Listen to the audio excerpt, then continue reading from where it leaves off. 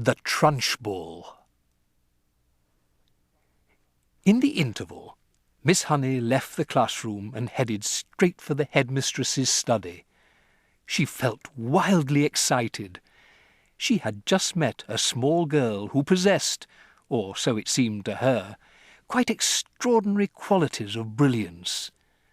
There hadn't been time yet to find out exactly how brilliant the child was, but Miss Honey had learned enough to realize that something had to be done about it as soon as possible. It would be ridiculous to leave a child like that stuck in the bottom form.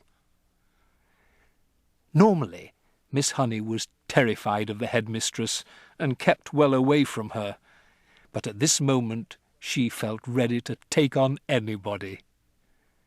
She knocked on the door of the dreaded private study. "Enter!" boomed the deep and dangerous voice of Miss Trunchbull. Miss Honey went in. Now, most head teachers are chosen because they possess a number of fine qualities. They understand children, and they have the children's best interests at heart. They are sympathetic, they are fair, and they are deeply interested in education. Miss Trunchbull possessed none of these qualities, and how she ever got her present job was a mystery.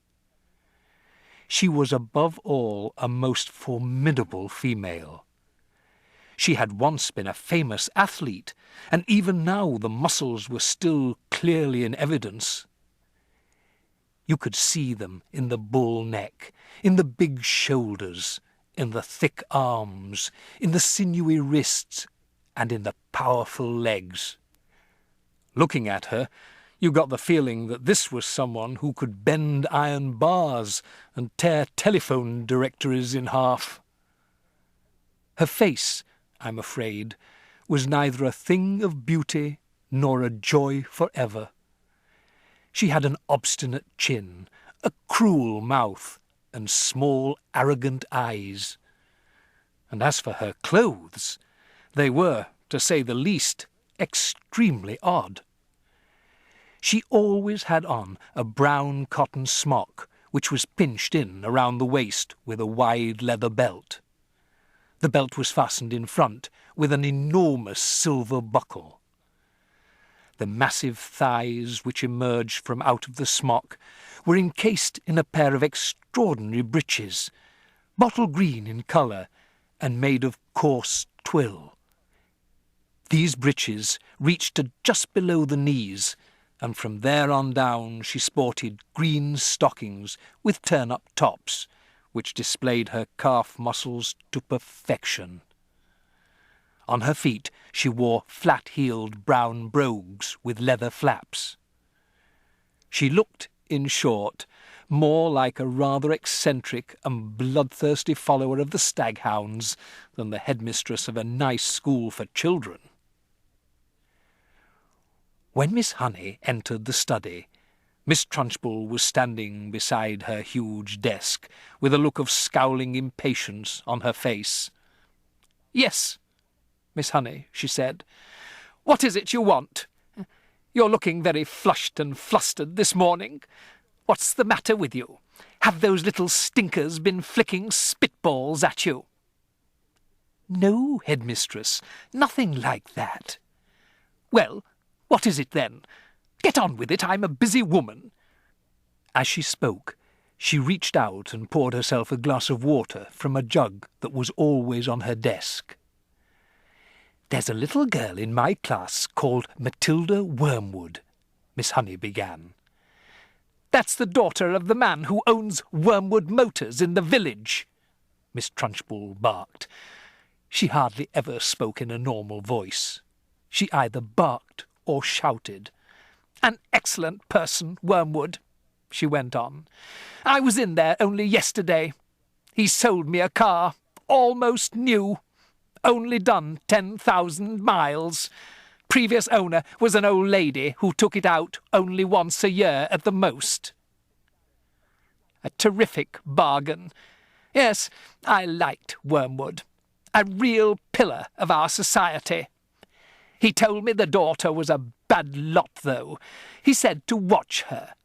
He said if anything bad ever happened in the school, it was certain to be his daughter who did it. I haven't met the little brat yet, but she'll know about it when I do. Her father said she's a real wart." "Oh, no, Headmistress, that can't be right," Miss Honey cried. "Oh, yes, Miss Honey, it darn well is right.